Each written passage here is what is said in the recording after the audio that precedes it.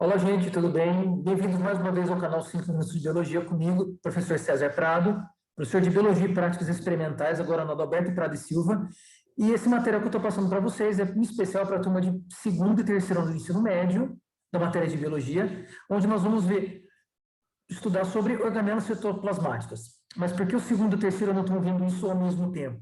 Porque é aquele plano de retomada. Então, algumas matérias, alguns conteúdos de todas as matérias, eles vão ser revistos nesse ano de 2021, visto que ano passado pode ter apresentado defasagens no conteúdo, porque devido à pandemia, nós não tivemos as aulas regulares, então a gente precisa ter um plano de retomada para vocês não terem perda de conteúdo.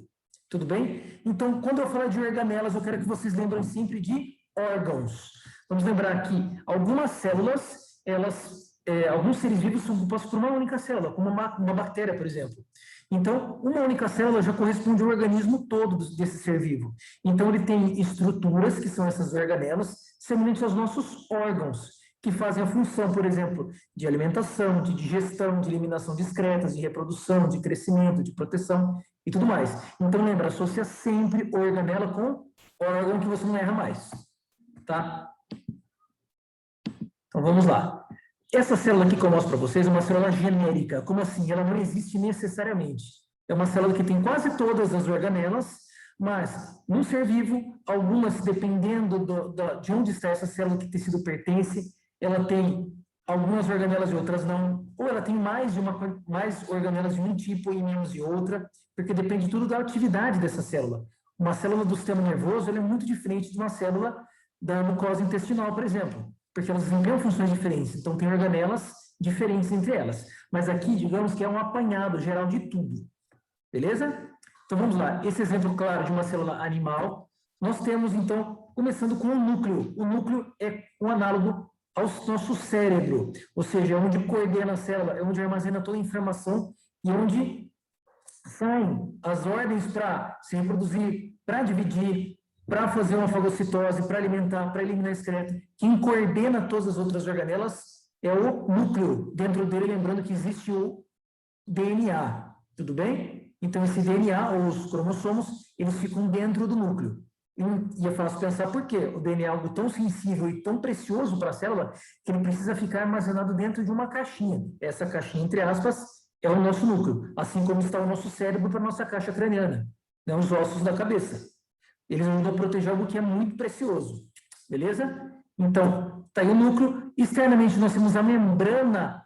Ele colocou como membrana celular no esquema, mas eu prefiro chamar de membrana plasmática, tá? Que é o nome mais tradicional dele.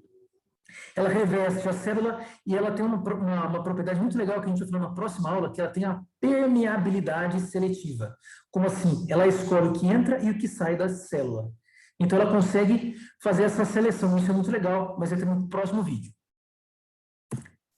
Depois nós temos o que esse esquema chama de citoplasma, eu prefiro chamar de citossol, porque é uma solução que está dentro da célula, então dentro da membrana, todas as organelas estão envoltas em uma substância, essa substância é chamada de citossol, sol de solução.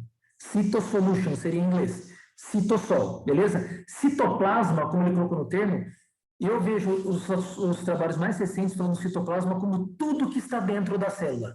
O núcleo é parte do citoplasma, as mitocôndrias são parte do citoplasma, os lisossomos são parte do citoplasma. Mas a substância que envolve tudo, que é como se fosse um gel, é chamado de citossol. Tudo bem? Ele tem a função principal de armazenar substâncias, porque ele é um líquido, e de transportar substâncias. Em células vegetais, quando a gente for falar sobre essa parte, nós vamos ver alguns vídeos dessas células se movimentando e vendo como o citossol consegue levar nutriente de um lado para o outro da célula. E é muito bacana.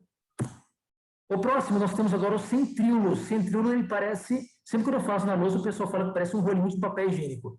O que ele é? São dois cilindros que eles ficam, na época reprodutiva da célula, naquela fase que ela entra no período reprodutivo, ela começa a produzir, nessa organela chamada centríolo, algumas fibras. São fibras do fuso que ajudam na divisão celular e a puxar os cromossomos. Esse assunto a gente vai ver com super detalhe lá em divisão celular, falando de mitose e meiose.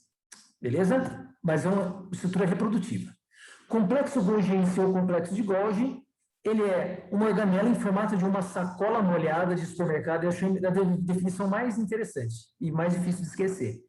que ele empacota os produtos que vêm do retículo endoplasmático, ou seja, tudo que é produzido na célula, ele compartimenta, ele forma pequenas vesículas, e essas vesículas, algumas delas, elas utilizam para a eliminação de excretas, como, por exemplo, o lisossomo. Então, ele armazena enzimas digestivas e consegue eliminar isso para fora da célula, e ajudando, inclusive, nos processos de alimentação, de digestão e de perfuração da célula, como, por exemplo, o caso quem tem muitos lisossomos em grande quantidade é o espermatozoide, porque ele precisa perfurar a parede do óvulo.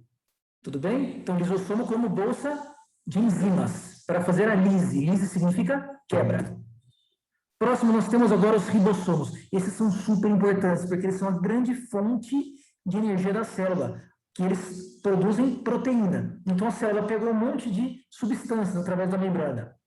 Pegou íons, pegou alguns elementos, algumas moléculas menores, e o ribossomo vai transformar tudo isso em proteína. Legal, mas aonde ele vai fazer isso? Ele vai formar um retículo endoplasmático granuloso. Granuloso porque tem ribossomo. Então, esse retículo parece um pouco o complexo de Golgi, é uma série de membranas que os ribossomos ficam todos arrebanhados, ele fica todo armazenado, e ali vira, então, uma grande usina de produção de proteína da célula, que é onde ela tira boa parte da sua energia. Nós temos depois o retículo endoplasmático não granuloso, ou que a gente chama de liso, e ele produz basicamente gordura, que são os lipídios. Tudo bem? Então, não granuloso significa que ele não tem ribossomo.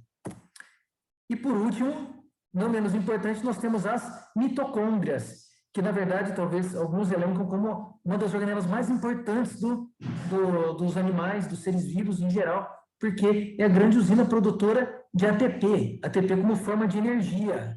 Então, ela faz o que a gente chama de respiração celular.